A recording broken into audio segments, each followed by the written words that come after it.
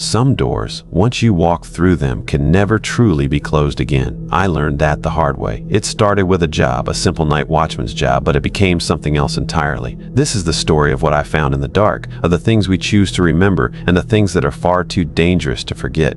Before we dive into the story, tell me from which country you're listening and what time it is there right now. It's been 6 months since I watched my sister die. I still see it when I close my eyes.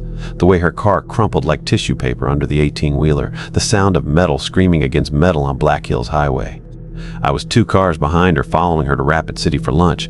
I watched, completely helpless, as the truck driver fell asleep at the wheel, drifting across the center line. I was the first one to reach her vehicle, to see her crushed inside the wreckage while the trucker stumbled out of his cab, dazed and horrified. By the time the ambulance arrived from Cooster, cutting through the afternoon rain, there was nothing to be done. Sarah was gone. The investigation was brief. The trucker had been hauling limestone from a quarry outside Pringle for 20 hours straight.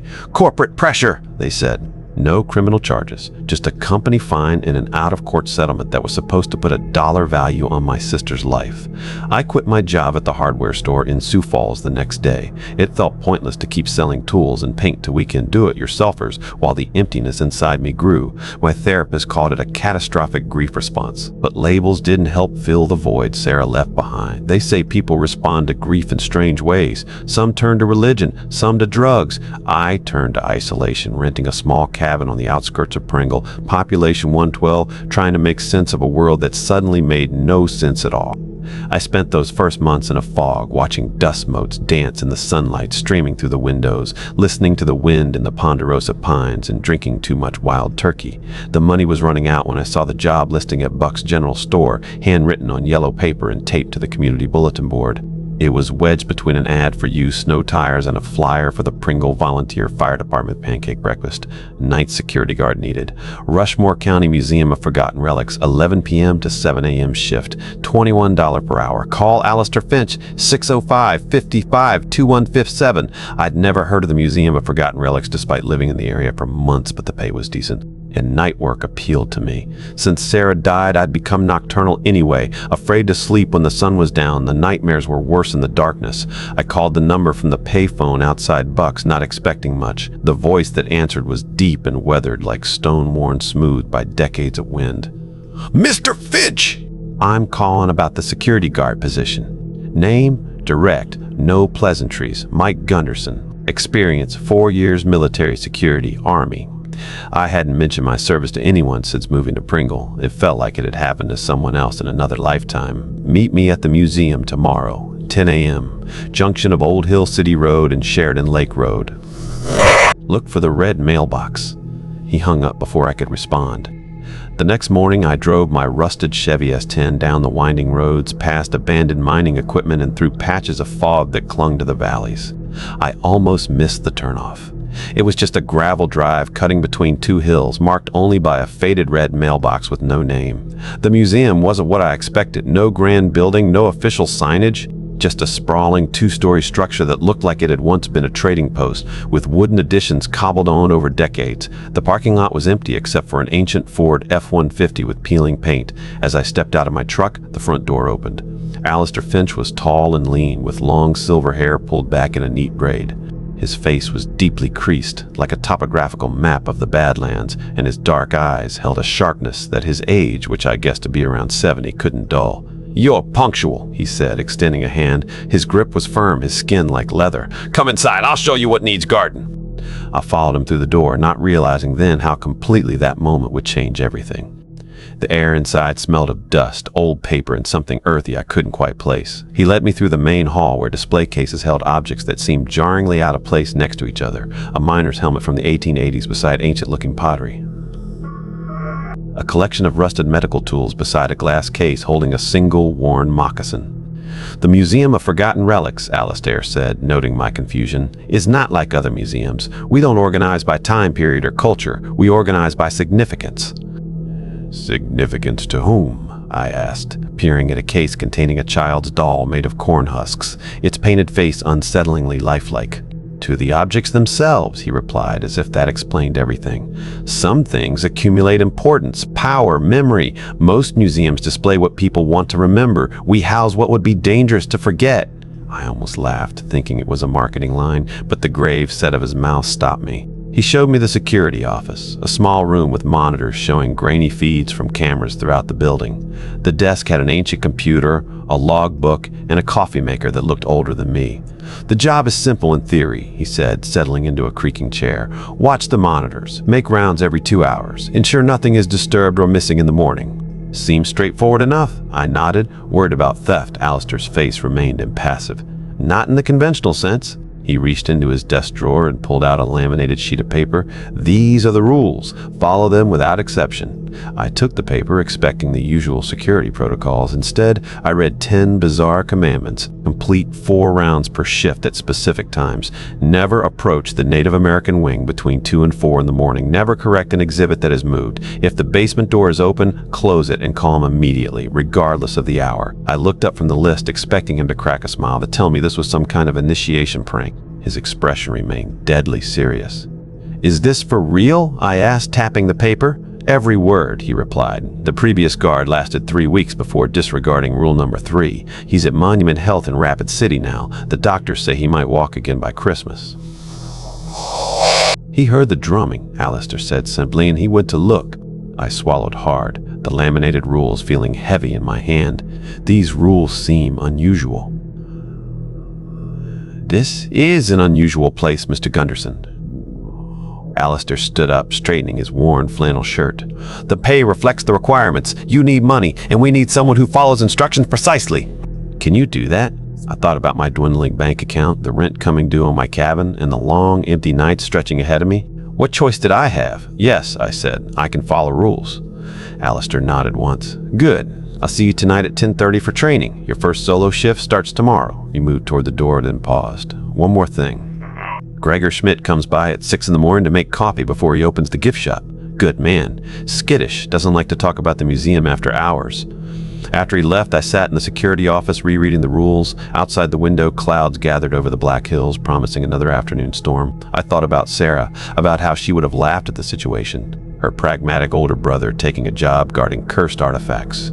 "It's just a paycheck," I said aloud to the empty room. "Just a bunch of old junk with stories attached." From somewhere deep in the museum came a sound like glass gently tapping against glass, though there wasn't a breath of wind inside.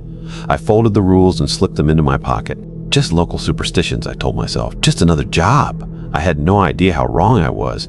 The thunderstorm had passed by the time I returned to the museum that night, leaving the air heavy with the scent of wet pine and earth. The gravel parking lot glistened under my headlights as I pulled in beside Alistair's truck. Above, the sky had cleared to reveal a scatter of stars, brilliant in the absence of city lights. Alistair was waiting by the entrance, keys jangling in his weathered hands. "Before we start," he said without preamble, "I need to know if you have anything against you. Any unresolved grudges? Enemies? Debts unpaid, not just money. People you wronged who might still be carrying that weight." His dark eyes seemed to look through me rather than at me. "No," I said, though the face of the truck driver who killed Sarah flashed in my mind. I pushed the image away. "Nothing like that." Alistair studied me, then nodded slightly. "Some burdens you carry aren't yours to resolve. The museum knows the difference." Before I could ask what he meant, he unlocked the door and led me inside. The exhibits looked different in the dim emergency lighting. Shadows were deeper, glass cases gleaming like still pools of dark water. "First, the rounds," Alistair said, handing me a heavy-duty flashlight. "Follow the marked path. Don't deviate." Brass plates were embedded in the floor every 20 feet or so, creating a winding route through the museum's labyrinthine layout. I followed him as he moved with surprising agility for his age. Alistair pointed out security sensors as we walked, his voice a low murmur in the vast quiet. "This section holds items from the mining boom," he said, gesturing to a display of pickaxes, sluice pans, and a partially melted gold nugget. "Many men died in these hills, chasing fortune. Their ambition lingers." We passed through a narrow doorway into what he called the Pioneer Wing. Glass cases contained simple household objects, a butter churn, a hand-stitched quilt with an unusual geometric pattern, a child's wooden rocking horse with one ear missing. "The snowstorm of 1888, Alistair said softly, nodding toward the rocking horse. "The Vogt family, homesteading outside what's now Pringle. 4 children. Only the father survived." There was a reverence in his voice that made the hairs on my arms stand up. He wasn't reciting facts, he was acknowledging a presence. The Native American wing occupied the eastern section. Unlike modern museums, this collection had minimal description, just dates and locations. I noticed small bowls of dried corn or tobacco placed near certain displays. Offerings, Alistair explained, following my gaze. Some things need to be fed. I forced a laugh. You're really committing to the spooky museum vibe, huh? Alistair didn't smile. Respect costs nothing, Mr. Gunderson. Disrespect can cost everything. We finished the circuit at the basement door, a heavy oak affair with an iron lock that looked more suitable for a medieval dungeon.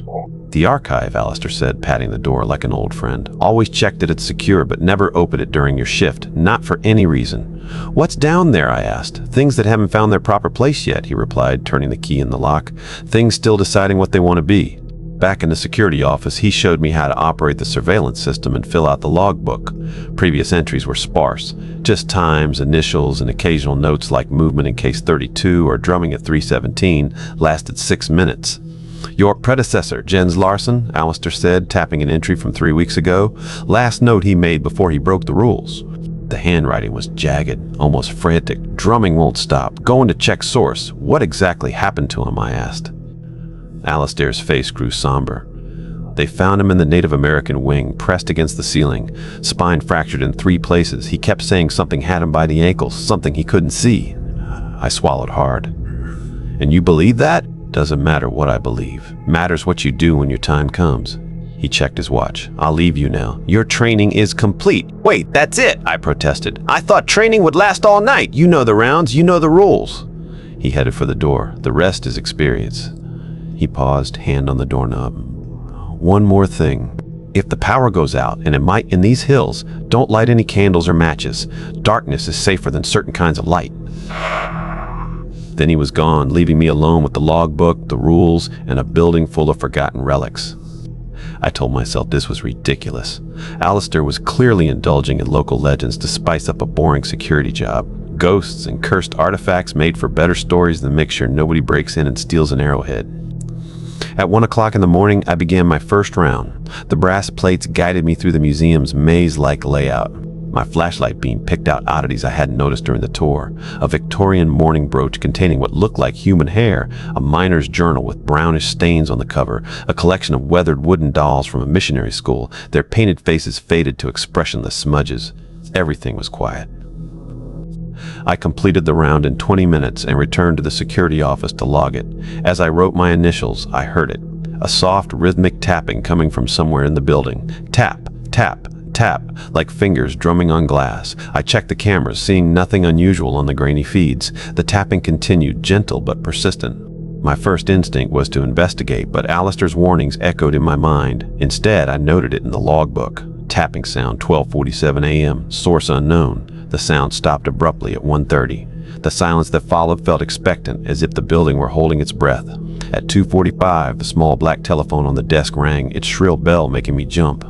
I remembered Rule 7 and picked up the receiver without speaking. For several seconds there was nothing, then a soft exhalation, not quite a sigh, not quite a word. I counted to 10 in my head and hung up, my hands trembling slightly as I recorded the call in the logbook.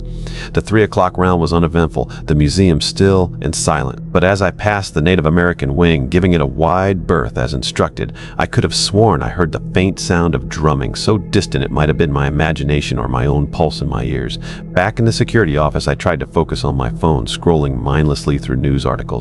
Anything to distract from the growing unease crawling up my spine. At 4:53, all the lights went out.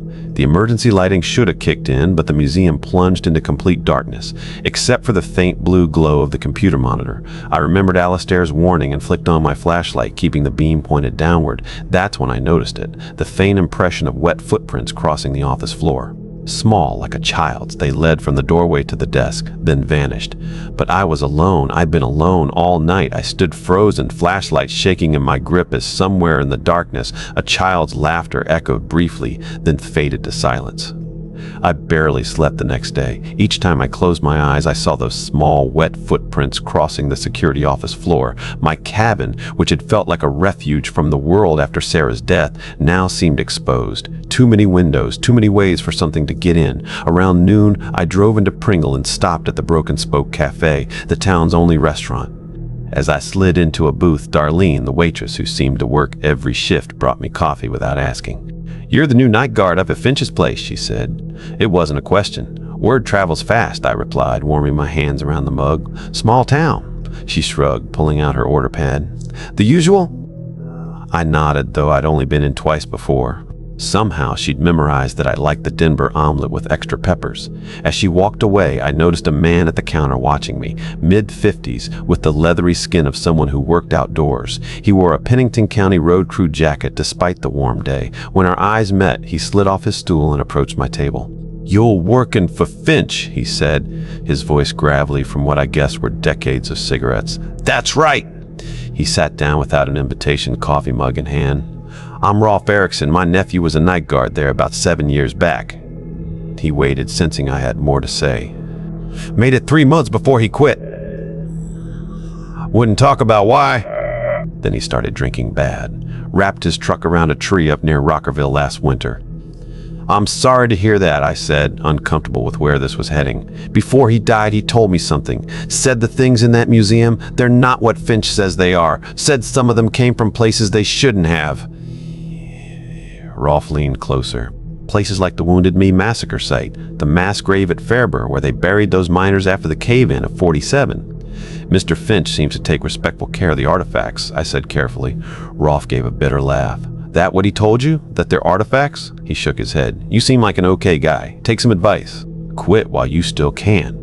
He stood, leaving a few dollars on the table. "Finch doesn't just collect things. He collects their stories, their pain, and pain has a way of wanting company." He walked out as Darlene returned with my omelet. She watched him go, lips pressed into a thin line. "Don't mind Rolf," she said, setting down my plate. "Lost his nephew last year, still raw about it." But I noticed she made the sign of the cross after mentioning the museum. That night, I arrived at the museum 20 minutes early, half expecting to find Alistair waiting to offer more cryptic warnings. The parking lot was empty, though, just my pickup and the fading light of sunset painting the black hills in shades of amber and purple. I unlocked the door with the key Alistair had given me and stepped inside, immediately hit by that same musty smell mixed with something earthy. As I made my way to the security office, I couldn't shake the feeling of being watched. Not by cameras, but by the objects themselves, their presence pressing against my consciousness like fingers testing a bruise. The logbook lay open on the desk, a new entry in Alistair's careful handwriting. G. Schmidt reports case 17, cornhusk doll facing east instead of north this morning. Returned to proper position. I flipped back through previous entries looking for patterns. The cornhusk doll was mentioned repeatedly, always found facing a different direction. At 11 o'clock, I began my shift officially, starting with a preliminary walkthrough. Everything seemed normal. The museum felt empty, quiet, except for the occasional creak of the old building settling. In the Pioneer Wing, I paused at the display containing the one-eared rocking horse. Alistair had mentioned the Vogt family, lost in the blizzard of 1888. I leaned closer, reading the small plaque. Rocking horse belonging to Elsa Vogt, 1882-1888, found in the ruins of the Vogt homestead after the Great Blizzard. Something about the story niggled at me. I made a mental note to look up more details later. At 12:45 in the morning, the small black phone rang. I picked it up, remembering not to speak first. For several seconds, there was silence. Then a small voice, childlike but somehow ancient, whispered, "Is my papa coming soon?" My skin prickled. I counted to 10 in my head, the receiver cold against my ear. At 10, I hung up, my hand trembling slightly as I recorded the call in the logbook. The 1 o'clock round proceeded normally, but as I passed the mining exhibit, I noticed something odd. One of the pickaxes in the display had shifted position, its handle now pointing toward the door instead of lying flat. Rule 4 echoed in my mind. Do not attempt to correct it. I made the notation when I returned to the office, adding it to the growing list of strange occurrences. At 2:30, the lights flickered 3 times, then stabilized. On the security monitors, nothing changed. But the temperature in the office dropped suddenly, my breath fogging in the air. Then I heard it. The sound of drumming from the east wing, a steady rhythmic beat that seemed to vibrate directly in my chest. The rule was clear. Do not investigate between 2 and 4 in the morning, I wrote in the logbook. Drumming began 2:31 a.m. East Wing. Temperature drop in security office at same time. The drumming continued, a constant pulse like a heartbeat. I found myself counting the beats, my own heart gradually synchronizing with the rhythm. 20 minutes passed this way, my eyes growing heavy despite the coffee and the strangeness of the situation. A sharp crack from somewhere in the museum snapped me back to alertness. On the monitor showing the Pioneer Wing, the glass case containing the rocking horse was now open, its door swinging gently as if recently disturbed. Rule 9 echoed in my mind, never remove an artifact from its display case, but I hadn't touched anything and the cameras showed no one else. I checked the time, 2:55, the drumming continued. I was trapped. I needed to check if the rocking horse was still there, but that meant leaving the office while the drumming was ongoing. I decided to wait for my 3 o'clock round. At 2:59, the drumming stopped abruptly. The sudden silence felt heavier than the sound had been. I began my round precisely on schedule. When I reached the Pioneer section, I saw why the case was open. The toy was gone. My heart hammered against my ribs. An artifact was missing on my watch. I played my flashlight around the room. Then I heard it, the gentle creak of wood, rhythmic and soft. Creak! Creak! Creak! The sound of a rocking horse in motion. I followed the sound to a small alcove near the emergency exit. There, rocking gently as if pushed by invisible hands, sat the wooden horse. As my flashlight beam fell across it, the rocking stopped. I approached cautiously, remembering Rule 10, but there was no one there, just the horse, its single remaining ear catching the light. "Who moved you?" I whispered, immediately regretting breaking the silence. The temperature plummeted further, frost crystallizing on nearby cases. From behind me came the sound of small, light footsteps. I spun around. A child stood at the far end of the room, a small girl in a nightgown, her face pale and solemn. Her feet were bare and wet, leaving dark impressions on the floor. "Elsa!" I said, the name from the plaque coming unbidden to my lips. The girl tilted her head, studying me with eyes that reflected my flashlight like an animal's. "You're not my papa!" "No," I agreed, backing away slowly. "I'm the night guard. The others weren't kind," she said cryptically. "They tried to put us back in the boxes. Will you try to put us back in the boxes?" Before I could answer, she flickered like a bad television signal, her form momentarily disintegrating into particles of shadow before reforming closer to me. 10 feet away now, not 20. "I have to continue my rounds," I said, voice steadier than I felt. "You should go back to your display." A smile spread across her face, too wide, stretching beyond the natural corners of her mouth. "I'm not on display," she whispered. "I'm just visiting, like Papa." She flickered again, reappearing at the doorway. "Don't go to the basement," she said, her voice suddenly urgent. "He's hungry tonight." Then she was gone, leaving only wet footprints that evaporated even as I watched. I completed my round in a daze, noting the missing rocking horse and the encounter in the logbook with hands that wouldn't stop shaking. As I wrote, the small black phone rang again. This time, when I answered, I heard only the sound of a horse galloping, fading into distance. Then the line went dead. The rocking horse had returned to its display case by the time Gregor Schmidt arrived at 6 in the morning. I watched him on the security monitor as he moved through the museum, brewing coffee in the small kitchenette. He was younger than I expected, maybe 30, with short black hair and glasses. When he knocked on the security office door with a fresh cup, I nearly jumped out of my skin. "Rough night?" he asked, setting the mug down. His eyes darted around the room, never quite meeting mine. "Quiet," I lied. "Just a long shift." He nodded, clearly relieved. "Good, that's good," he fidgeted with his watch. "Sometimes it's not quiet. Sometimes it's, you know." "No," I said, leaning forward. "I don't know. Maybe you could tell me what I'm really guarding here." Gregor's face paled. "I don't. I just run the gift shop. Sell dream catchers and geodes to tourists." He backed toward the door. "Alistair handles the collection." "Gregor," I pressed. "A little girl appeared to me last night, Elsa Vogt. She said she was visiting. What did she mean?" The coffee mug slipped from Gregor's hand, shattering on the floor. "Why wouldn't I be? Because she doesn't appear to just anyone. She chooses." He swallowed hard. "She chose the last guy too, Jens, before he broke the rules." I finished for him. "Gregor, what did she mean about the basement, about him being hungry?" But Gregor was already gone, the sound of his hurried footsteps fading down the hallway. I looked down at the broken ceramic and spilled coffee at my feet, the dark liquid seeping into the floorboards like a bad omen. The ordinary morning light coming through the window felt like a lie, a thin veil over the reality of what this place was. My hands were still cold. I couldn't go back to my cabin. Not yet. Instead, I drove to the Custer County Library, arriving just as they opened at 9. The librarian, a woman with steel gray hair, looked up as I entered. "I'm researching local history," I said. "Specifically the Vogt family, homesteaders who died in the blizzard of 1888. She frowned slightly. "The Vogts? That's an unusual request." She led me to a microfiche machine. The Cooster Weekly Chronicle covered the incident. I spent the next hour scrolling through grainy newspaper images. Finally, I found it. A front-page story from April 1888. Tragedy on the prairie. The bodies of Marta Vogt and her 3 children, Elsa, 6, Johann, 4, and infant Marie, were discovered when the spring thaw revealed their homestead. The father, Stefan Vogt, was found alive in the root cellar, though severely frostbitten and delirious. Neighbors report that Vogt claimed to have been tracked by the storm, the article read. He's been saying strange things, reported Dr. William Hayes. Fever talk mostly, but he keeps insisting something else was in that cellar with him during those 9 days. Something that made a bargain with him. I found a smaller article from 2 weeks later. The investigation was closed, ruling the death casualties of the winter storm. Questions about unusual marks on the bodies were dismissed as animal predation. Stefan Vogt remained hospitalized, now refusing to speak and becoming violent when questioned. The children's personal effects, including young Elsa's prize rocking horse, had been collected for a church charity auction. I found one final mention in an asylum record dated October 1888. Patient Stefan Vogt, admitted April 3, 1888, hanged himself with bed sheets.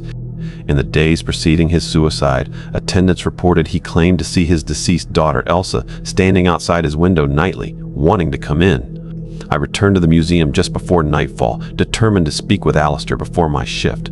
His truck was parked out front. I found him in the Native American wing, carefully placing small bundles of herbs around a display case containing ceremonial pipes. "Mr. Fitch," I said, my voice echoing in the empty hall. "We need to talk." He didn't look surprised to see me. "You've been researching the artifacts, the Vogt family. Elsa, I saw her last night, and yet you came back. Interesting. What is this place really?" I demanded. "These aren't just artifacts, are they?" He gestured for me to follow him to his small, cluttered office behind the main lobby. A map of South Dakota covered one wall, dotted with red pins. "The Museum of Forgotten Relics collects objects that have absorbed significant experiences, trauma, usually. They become anchors for energies that would otherwise remain unresolved." "Ghosts," I said flatly. "Echoes," he corrected. "Imprints, not always of people, sometimes of moments, emotions, unfinished business." He picked up a small stone from his desk. "Some imprints are stronger than others. Some have agendas. And Elsa Vogt? To not be alone, perhaps, to find her father." He shrugged. "Or to finish what began in that homestead in 1888. A chill ran through me. What exactly happened to the Vogts? The official story is they froze to death. The truth?" He shook his head. "Stefan Vogt did something in that root cellar. Made a deal with something old and hungry that lives in these hills." "What kind of deal?" "The only kind desperate men make. One where they promise something that isn't theirs to give." "He survived 9 days in bitter cold without food or proper shelter. You think that's natural? And now this thing is in your basement? Not precisely, but a doorway to where it dwells." Alistair stood, signaling the end of our conversation. "The rules exist for a reason, Mr. Gunderson. They keep the balance. Break them at your peril. Why tell me all this now?" A ghost of a smile crossed his weathered face. "Would you have believed me before? Besides, Elsa chose you. That's significant." "Chose me for what?" "That," Alistair said, "is what we're going to find out." When I arrived from my shift that night, the museum felt different. The usual musty smell had intensified, mixed with something sharper like ozone before a lightning strike. The security monitor showed nothing unusual, but the air felt charged, expectant. At precisely 11 o'clock, the small black phone rang.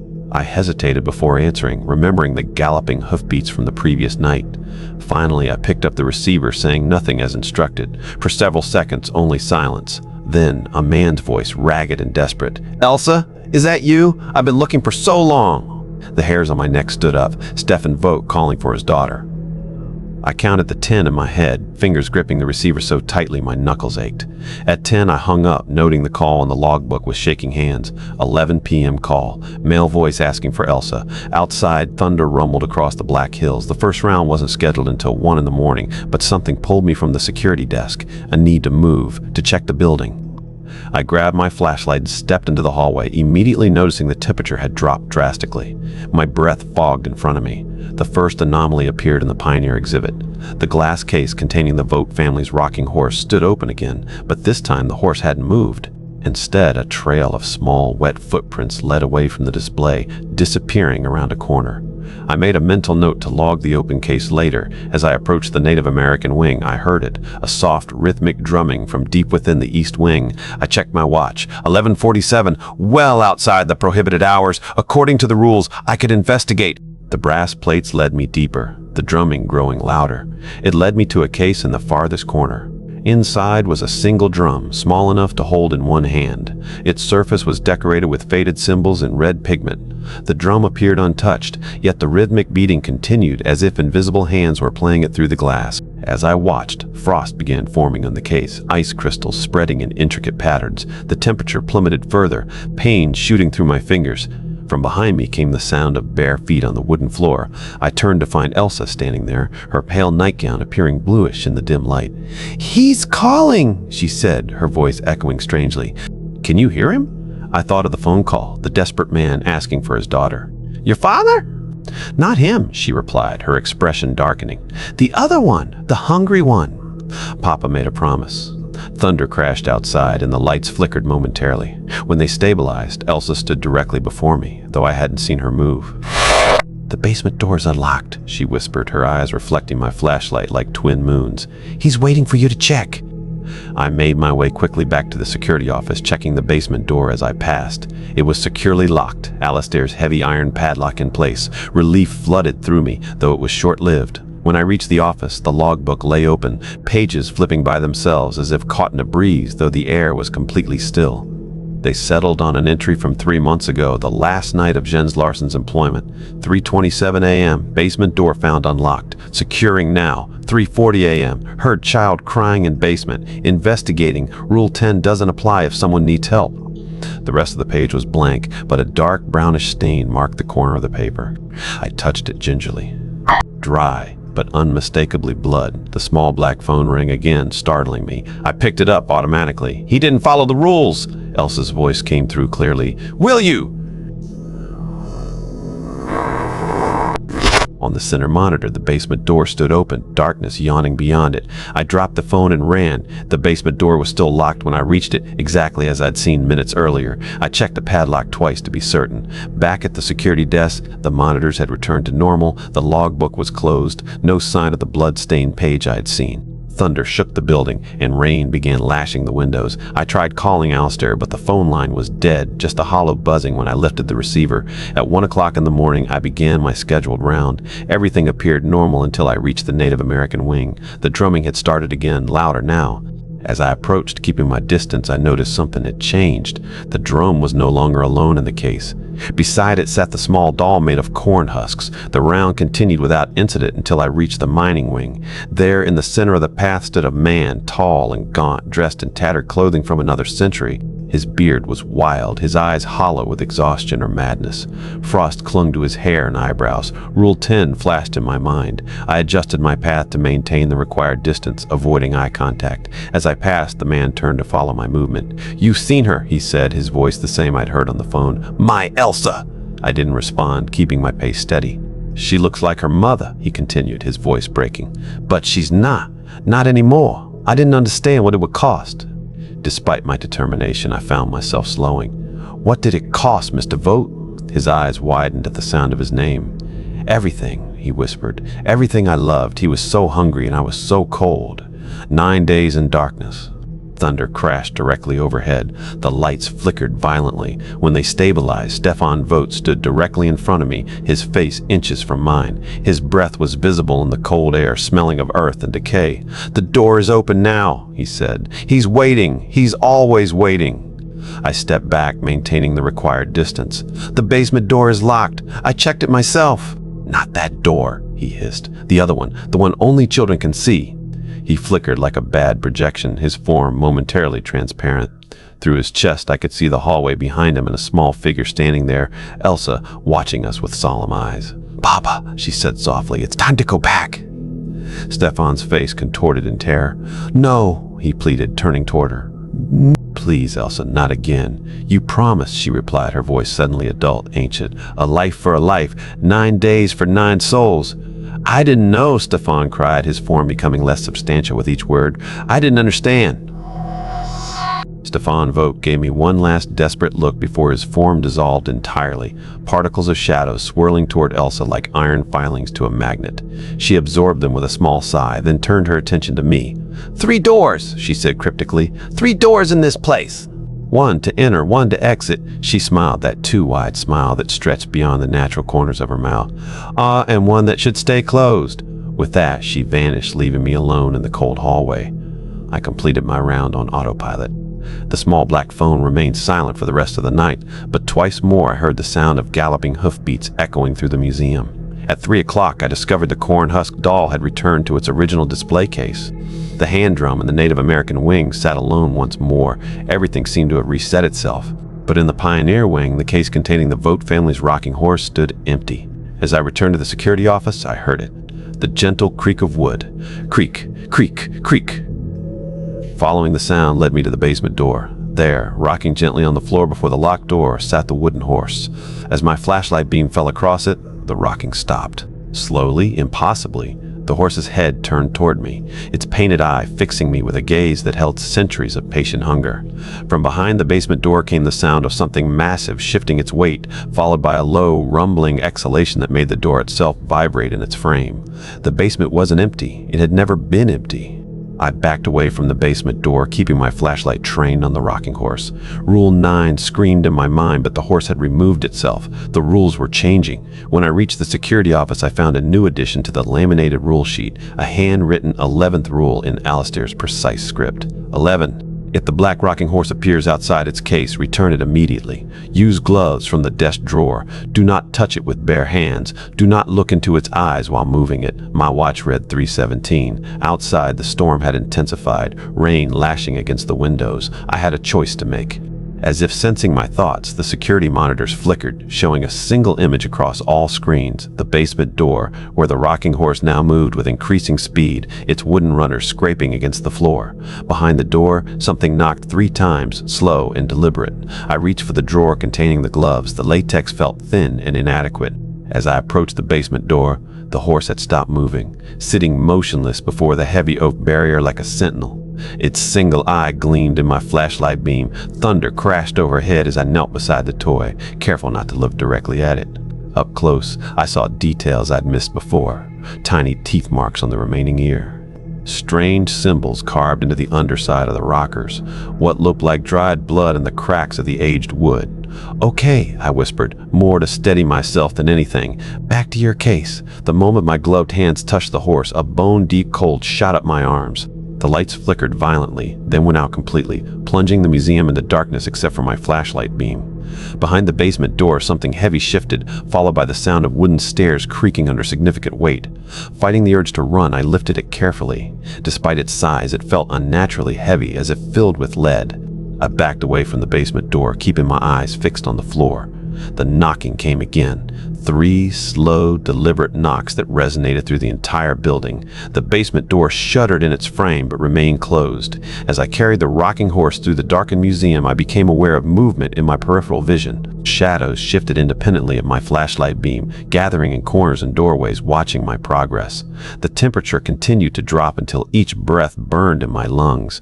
By the time I reached the Pioneer wing, my arms ached from the horse's impossible weight. With trembling hands, I placed it back in its display case, closing the glass door with a soft click that echoed in the silence. The moment the case was closed, the emergency lights flickered back on. The shadows retreated. The temperature began to normalize. I exhaled shakily, removing the gloves. As I turned to leave, something caught my eye, a small handprint on the inside of the glass case, as if someone had pressed their palm against it from within. A child's handprint, perfectly formed in frost. "What are you?" I whispered to the rocking horse. The toy remained motionless. But as I watched, frost began to spread across the glass surface, forming words in delicate crystalline script. "He comes." I backed away, my heart hammering against my ribs. The message lasted only seconds before melting away. I backed away from the case, the words, "He comes," burning in my vision. The museum seemed to hold its breath around me. I returned to the security office on unsteady legs, the silence feeling more threatening than any sound. At 4 o'clock, I began my final round, a profound dread settling in my bones. In the Native American wing, the display case containing the hand drum stood open, the drum itself missing. According to the rules, I noted it mentally but made no attempt to search. As I headed back, I heard the soft drumming again. I turned slowly. Elsa stood in the center of the hallway, the small drum cradled in her arms. Her feet were clean now, leaving no marks. "He remembers you," she said, her fingers tapping gently. "From before. Who remembers me, the hungry one?" Her drumming matched my heartbeat. He knows your pain, your sister, the trucks on Black Hills Highway. The mention of Sarah sent a shock through me. How do you know about my sister? The hungry one knows all pain, collects it. It calls to him. The realization hit me like a physical blow. That's why I was here. It had been calling me. Elsa nodded solemnly. Grief opens doors, makes people vulnerable to bargains. She stopped drumming abruptly. Like Papa in the root cellar. 9 days with no food, no heat. He should have died. But he made a deal. He promised 9 souls for 9 days of life. Me, Johan, little Marie, Mama, 5 more over time. Her ancient eyes met mine. You would be the 9th. Cold sweat broke out on my forehead. That's why you've been appearing to me? Warning me? Elsa's expression softened. I am bound to the bargain, but I don't have to help it. From somewhere deep in the museum came the sound of hoofbeats growing louder. Elsa's head snapped up, fear flashing across her face. He's coming, she whispered. The rocking horse is his eyes, his way of marking those he wants. What do I do? Follow the rules, she replied, beginning to fade. All of them, even the ones not written down. She was already gone, the hand drum clattering to the floor. The hoofbeats grew louder, coming from multiple directions. With them came a new sound, the creak of wood stretching and warping. I ran for the security office, slamming the door behind me. On the monitors, display cases throughout the museum began to shake, their glass surfaces frosting over with the same message. He comes! The small black phone rang, shrill and insistent. I picked it up. Michael! My sister's voice, exactly as I remembered it. Michael! I'm cold! Help me get out! Sarah? My blood turned to ice. I'm trapped, Michael, like the others. He's keeping us here. Please, the basement door, open it. Tears burned in my eyes. You're not Sarah. The voice changed, becoming deeper, raspier. 9 souls, Mr. Gunderson. The bargain must be kept. I slammed the phone down, my entire body shaking. On the monitors, the hallways filled with mist, tendrils of it seeping under the office door. The hoofbeats had stopped, replaced by a heavy dragging sound approaching the office. The door handle began to turn slowly, metal groaning under immense pressure.